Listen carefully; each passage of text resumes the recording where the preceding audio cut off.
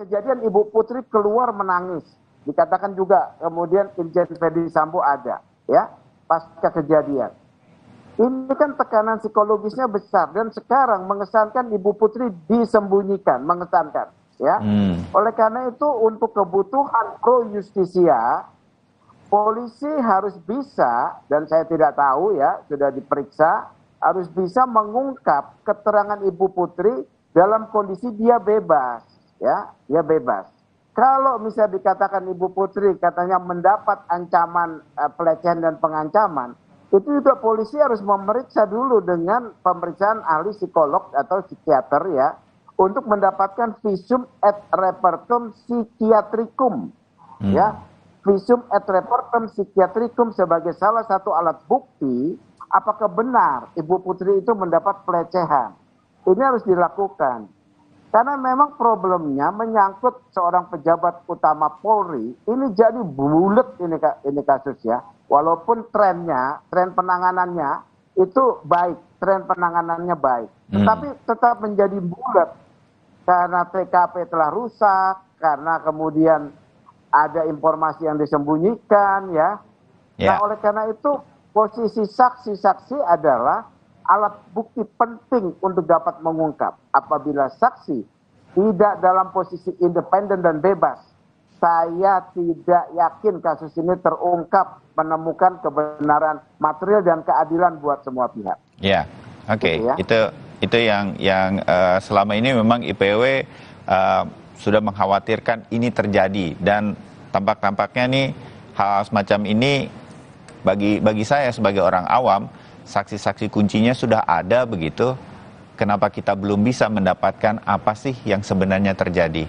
Bung Martin, Anda dari pihak kuasa hukum dari keluarga almarhum Brigadir Joshua begitu, apa yang pengungkapan terhadap saksi-saksi ada kesulitan-kesulitan tersendiri. LPSK berniat juga, pasti punya niatan yang sama dengan kita sebagai masyarakat, dengan Anda sebagai kuasa hukum keluarga, agar kasus ini diketahui yang sebenarnya. Kita sama-samalah meyakini kita punya semangat yang sama. Apa yang akan dilakukan oleh tim kuasa hukum kemudian untuk bisa menjaga upaya-upaya agar kasus ini bisa terang benderang? Sesungguhnya apa sih yang terjadi terhadap almarhum Brigadir J? Bung Martin. Ya. Tadi pertanyaannya sudah saya tangkap. Yang pertama, untuk melindungi saksi, kami berserah kepada Tuhan Yang Maha Esa sebagai pelindung kami dan pencipta kami. Yang kedua, saksi-saksi ini sangat dicintai oleh warga Sungai Bahar. Ya, ada elemen masyarakat, ada elemen juga dari negara, ya, yang secara pribadi terpanggil untuk melindungi mereka. Jadi kami saat ini. Ini maksudnya pihak keluarga berarti ya? Ya. Kami saat ini juga memiliki beberapa rekanan ya, yang secara private juga mau memantau dan juga melindungi. Jadi untuk saat ini memang untuk LPSK, mohon maaf Pak Hasto, tapi ini kan dinamis ya. Kita lihat nanti perkembangannya, tapi untuk saat ini kita belum. Lalu paham.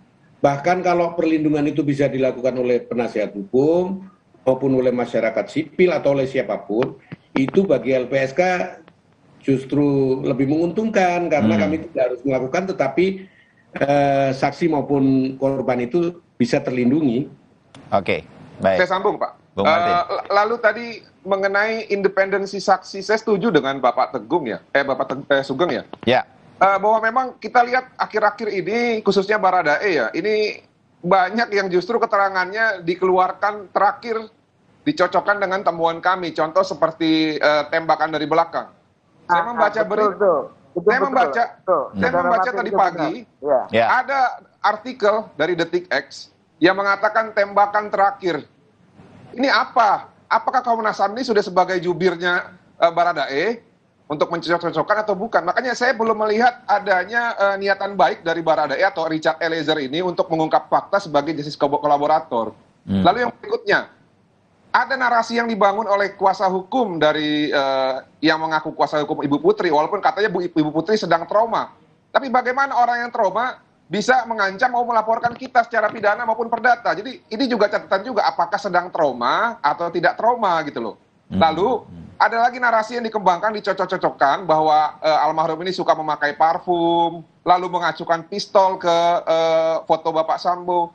Pak, Yosua ini dari 2019 sampai 2022. Kalau ada hal-hal yang tidak baik, tentunya sebelum peristiwa ini sudah pasti dimutasi.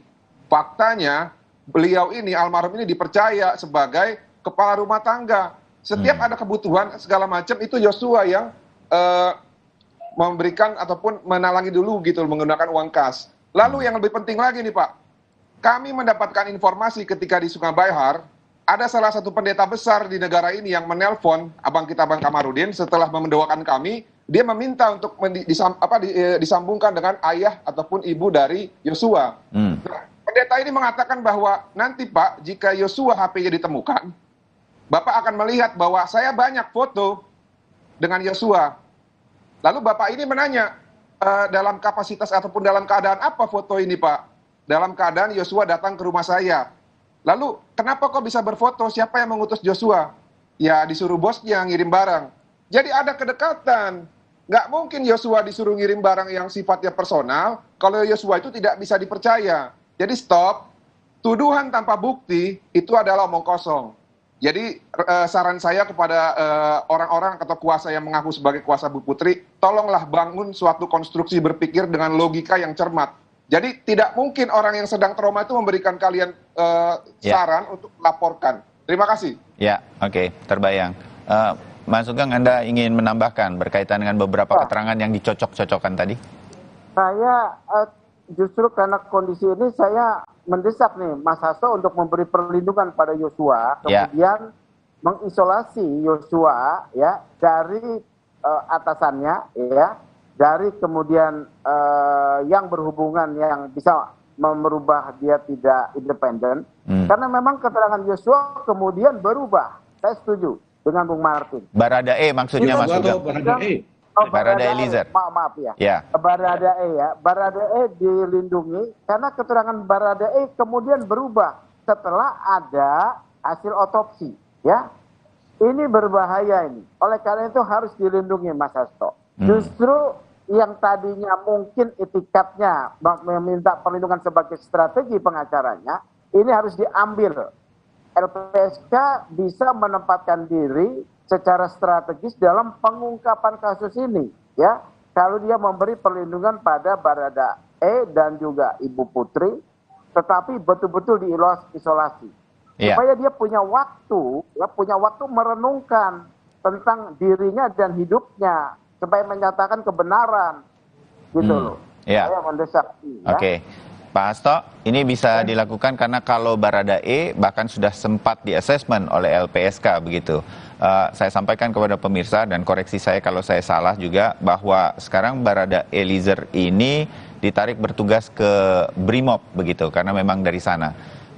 Ini nanti akan mempengaruhi atau seperti kata Mas Sugeng, lebih baik LPSK kemudian mengambil karena ini salah satu saksi kunci yang dikatakan menjadi pelaku juga. Ya. Tapi kan kita pengen tahu kenapa dia sampai melakukan itu. Ini kan perlu, seperti Mas Sugeng katakan, dia betul-betul tidak di bawah tekanan untuk menyampaikan yang sebenarnya terjadi. Pak Hasto. Ya, itu sekali lagi ya, perlindungan oleh LPSK itu kan harus dengan kesukarelaan yang bersangkutan untuk menjadi terlindung. Kita tidak bisa memaksa. Syukur kalau kemudian memang memenuhi syarat sebagai terlindung dan kemudian bersedia menjadi terlindung, ya bisa saja kita lakukan. Tapi saya setuju dengan Mas Sugeng itu. Ya, Mas Sugeng, Anda ingin menambahkan mungkin extraordinary ini bisa tanpa melanggar undang-undang, kemudian LPSK juga tidak melanggar apa-apa kemudian sebagai sebuah lembaga begitu untuk melindungi Brigadir Eliezer? Kembali kepada posisi LPSK sebagai lembaga independen ya. Kembali pada posisi LPSK sebagai lembaga independen. Ini ada satu kasus yang betul-betul sangat menyedot perhatian seluruh energi kita, bahkan polisi, institusi polisi. Mohon LPSK mengambil satu keputusan yang akan dicatat dalam proses sejarah lah, gitu loh Mas Hasto ya. Kemudian dengan TNI, walaupun belum ada MOU, presidennya sudah ada, yaitu kemarin ketika bedah mayat ya otopsi, ada forensik dari TNI. Ya, Sudah ada ikut serta. prosedurnya. Dan saya tahu Pak Panglima TNI ini orang yang sangat care dengan penegakan hukum. Ya, Panglima TNI Andika. Ya, Bapak Jenderal Andika. Ya, diminta Mas Hasto supaya bisa kita mengungkap dalam sejarah ini sangat penting kasus ini. Terima kasih. Oke, Pak Hasto terakhir ingin menanggapi ada kemungkinan langkah extraordinary dari LPSK untuk kasus ini?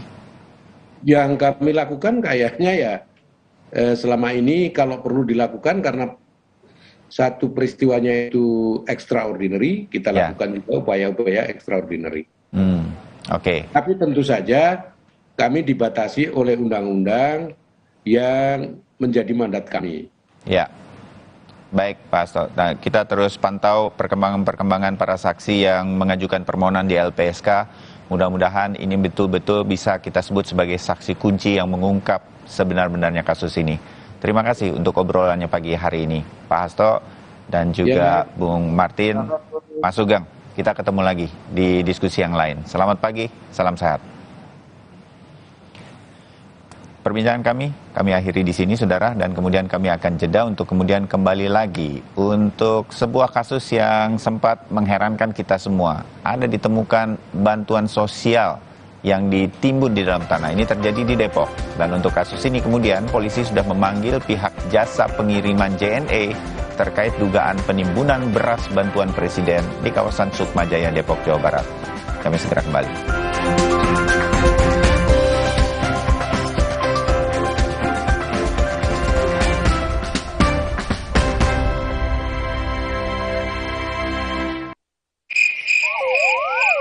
Sakit kepala berkepanjangan, muka kaku susah tersenyum, badan terasa nyeri.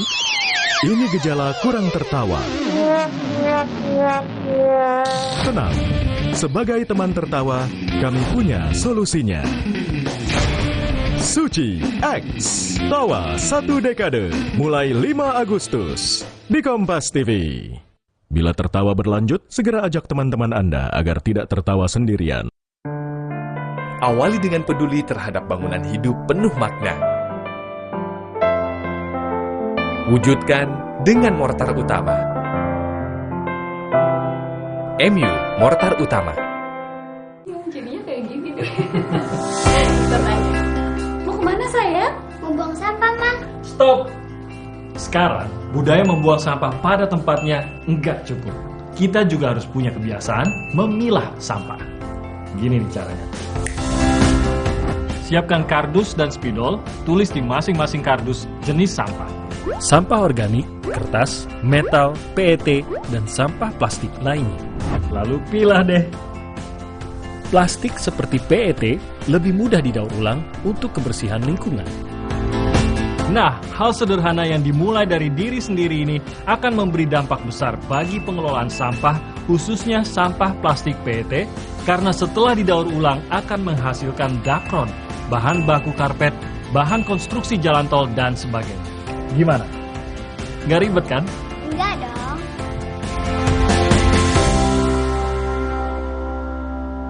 Manusia tangguh Indonesia, pemenang yang sesungguhnya. Manusia luar biasa. Oeo, oeo, oeo. Manusia tangguh Indonesia, pemenang yang sesungguhnya. Manusia luar biasa. Oeo, oeo, oeo.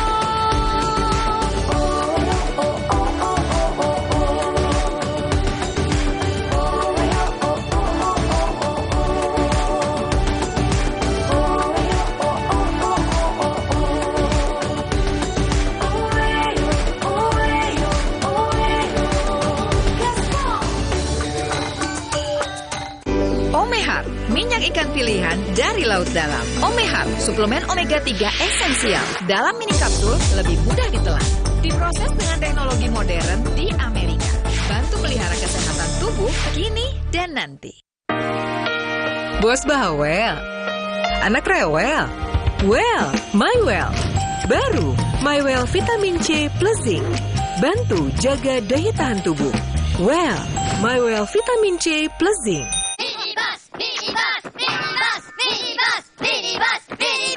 Cadbury Dairy Milk Clickable dengan Minion Toys baru. Sendok, dimakan, enak. Yuk, koleksi mainan Minions-nya.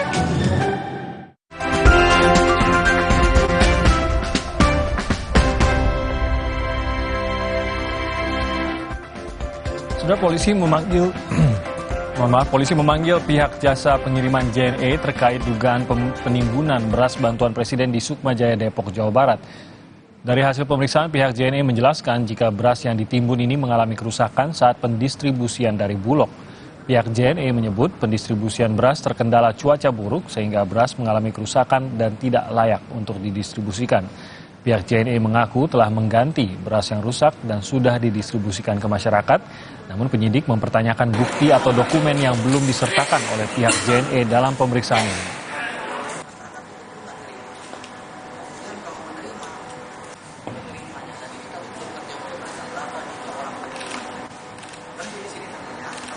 Yang ditimbun adalah beras yang rusak, ini pengakuan dari pihak JNE. Yang kita lihat di dalam media sosial yang viral, beras yang ditimbun adalah beras yang rusak, jadi beras yang telah basah dalam perjalanan pengambilan dari gudang Bulog itu. Kemudian mereka menganggap beras itu sudah menjadi milik JNE karena JNE telah mengganti kepada pihak pemerintah. Dan ini juga keterangan ini belum didukung dengan dokumen. Menteri Koordinator Bidang Pembangunan Manusia dan Kebudayaan Muhadjir Effendi memastikan setiap beras bansos yang rusak harus segera diganti dan dikirim ke warga yang membutuhkan. Pihak yang bertanggung jawab atas kerusakan adalah pihak jasa pengiriman dan Bulog. Menurutnya, apabila pernyataan pihak perusahaan logistik JNE benar, maka beras itu merupakan beras bantuan yang rusak. Ia sengaja menyewa alat berat. Kataannya itu benar, tidak dibuat-buat, itu berarti beras rusak. Dan beras rusak itu memang tidak boleh dibagikan kepada masyarakat, karena Bapak Presiden pesan, jangan memberikan kepada masyarakat yang kita sendiri nggak mau makan. Jadi memang kemudian yang diberikan beras premium. Dan kita sangat korek memang, begitu tanda rusak tidak boleh dibagi. Menteri Sosial Tri Risma hari ini menegaskan timbunan bahan pokok yang diduga bantuan sosial Presiden di sebuah lahan kosong di Depok, Jawa Barat terjadi saat dirinya belum menjabat sebagai Mensos. Hal itu disampaikan Risma usai mengikuti kegiatan Puncak Hari Anak Nasional 2022 di Lombok Timur, Nusa Tenggara Barat. Risma mengatakan saat dirinya menjabat sebagai Menteri Sosial, ia mendapatkan pesan dari Presiden agar tidak memberi bantuan dalam bentuk barang. Oleh karena itu, bantuan sosial yang diberikan Risma kepada masyarakat berupa uang.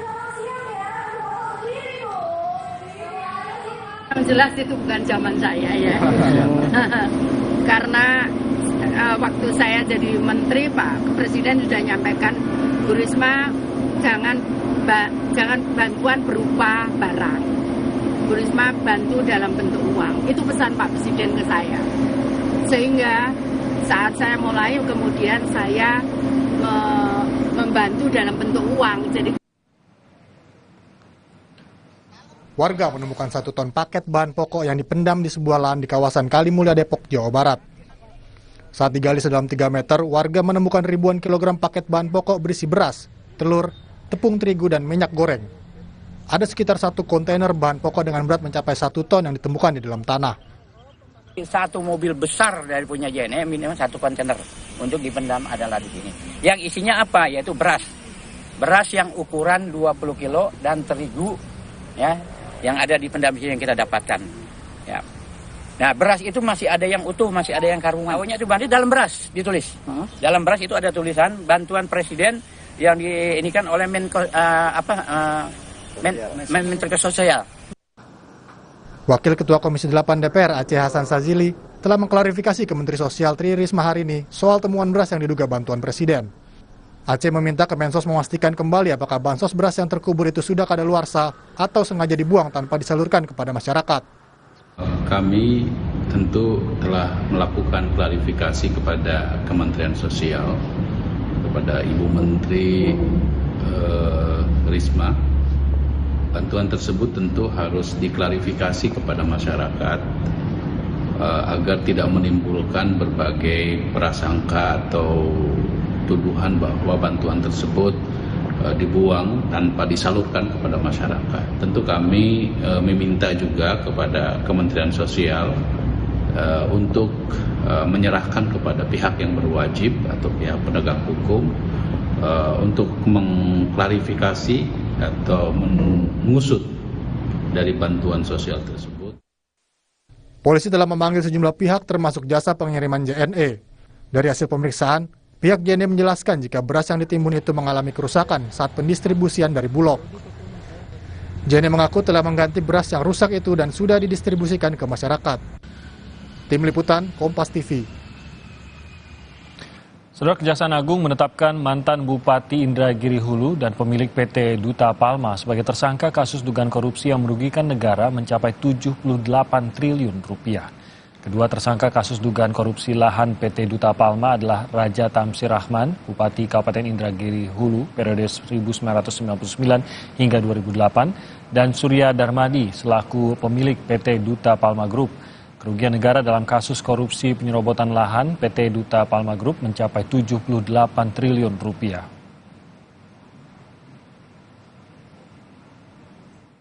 Telah membuka dan memanfaatkan kawasan hutan dengan membuka perkebunan kelapa sawit dan memproduksi sawit yang menimbulkan kerugian keuangan negara dan perekonomian negara berdasarkan hasil perhitungan ahli dengan estimasi kerugian sebesar 78 triliun. Saudara, kami masih akan kembali dengan informasi lainnya. Sebuah rumah di Surabaya, Jawa Timur yang dijadikan tempat jagal anjing digerebek oleh komunitas pencinta hewan.